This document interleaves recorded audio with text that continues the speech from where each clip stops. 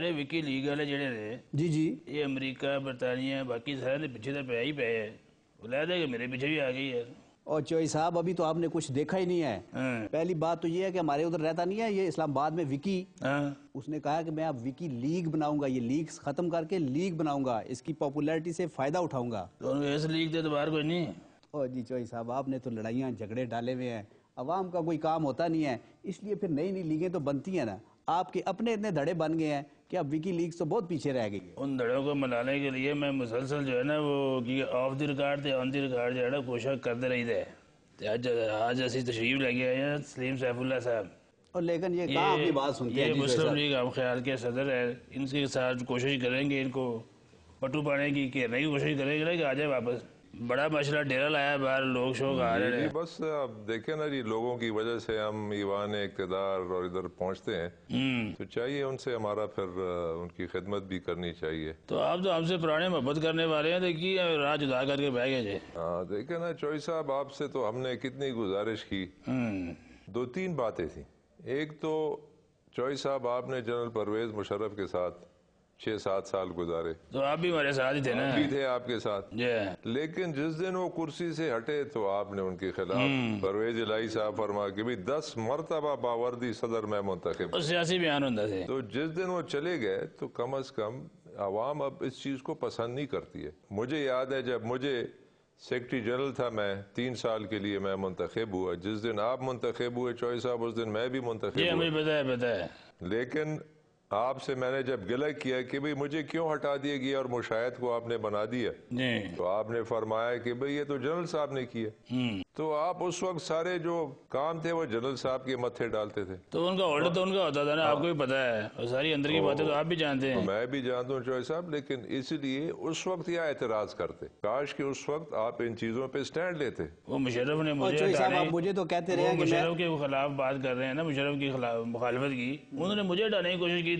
Army اس میں بلایا جب یہ گورنمنٹ آ گئی تو انہوں نے کہا جی چھوڑ دیں آپ سارے فیصلے پرویز مشرف کے کہنے پہ کرتے رہے. سلیم سیف اللہ صاحب یا وکی لیگز کی طرح کچھ لیگز کر رہے ہیں نا, تو اس وجہ سے شامت آئی ساڑی آج. اچھا سلیم سیف اللہ صاحب, آپ کے بارے میں بھی لوگ یہ کہتے ہیں کہ ہر دفعہ حکومت کے ساتھ ہی ہوتے ہیں, چاہے ضیاء اللہ کی ہوئی, چاہے پیپلز پارٹی کی ہوئی, چاہے پرویز مشرف کی, کسی نہ کسی انداز میں ساتھ ہی ہوتے ہیں آپ. دیکھیں جی, ہم جنرل ضیاء الحق صاحب کے ساتھ تھے, یقیناً ان کی کابینہ میں بھی تھے, پھر محمد خان جنیجو کے ساتھ ہم رہے ہیں.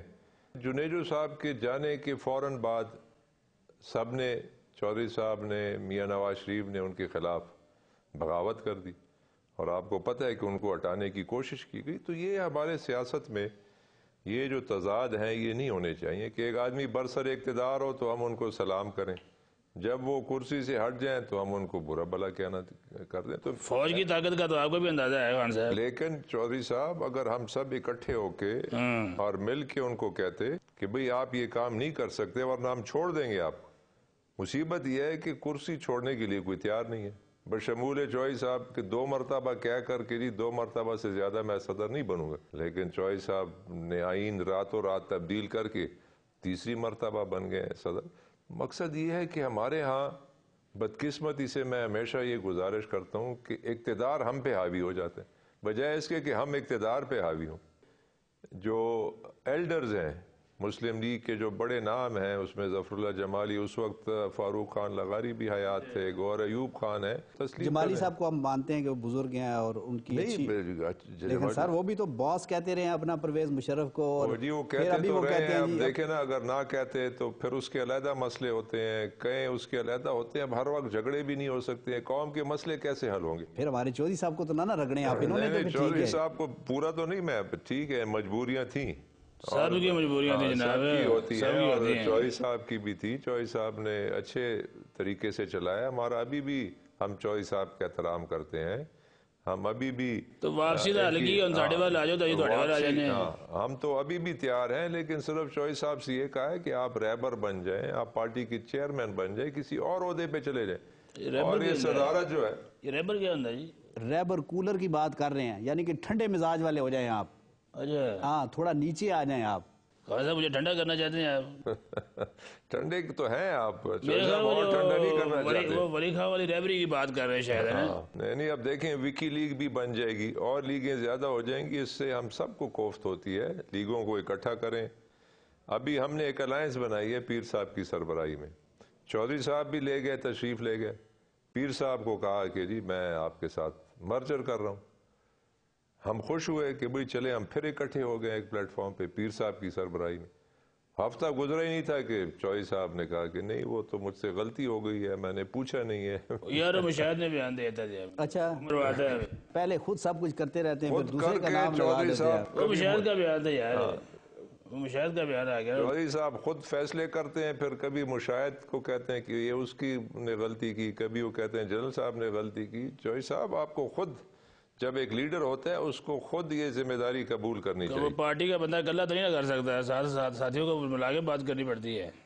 ये बात सही है, लेकिन आप ज्यादा फैसले अकेले करते हैं, आप तो साथियों को बुलाते नहीं। इसी पे तो गिला है हम सब। नहीं उन बुलाने हैं, बुलाते हैं जी, बुलाते हैं। बुलावांगा तो फिर मैं गला रह जाऊंगा। हाँ, अच्छा सलीम सैफुल्लाह साहब, ये भी कहा जाता है कि सरकार के बगैर, एस्टेब्लिशमेंट के बगैर मुस्लिम लीग है ही कोई नहीं है, हमें बस 4-4 का टोला होती है।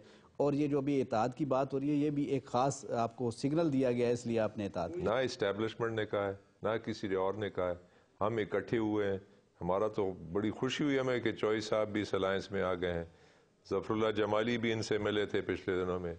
मियाँ नवाज शरीफ से भी हमने गुजारिश की है। मैं आना है, तैयार नहीं। देखिए ना जी, अब हर एक अना का मसला बनाते हैं। मुल्क की सोच तो अब कम हो रही है ना, हर एक जाति और पार्टी की सोच तक महदूद रहेगी। मैं समझता हूँ कि हमें जो कौमी लीडर हैं उनको जरा कौमी सोच भी अब नहीं। आप देखें ना साहब, सबका मुंह काला हुआ है जो विकी लीक्स हुई हैं, इसमें बशमूल चौधरी साहब हर एक के मुतालिक किसी को नहीं बख्शा जी, उन्होंने किसी को नहीं बख्शा। चौधरी साहब को ब्रेक श्रेक भी ले लें, कोई चाय ब्रेक शेक ले लें। आप तो आज बिल्कुल ही विकी लीक्स की तरह चलते जा रहे हैं। हमारी चाय भी थोड़ी पी लेना शुरू की थी उन्होंने सियासी साइडे से। लो जी थोड़ा जा सानू ब्रेक लै गए ना, थोड़ा मजीद ठंडा करो है, हुणे वापस आए एक ब्रेक लगे।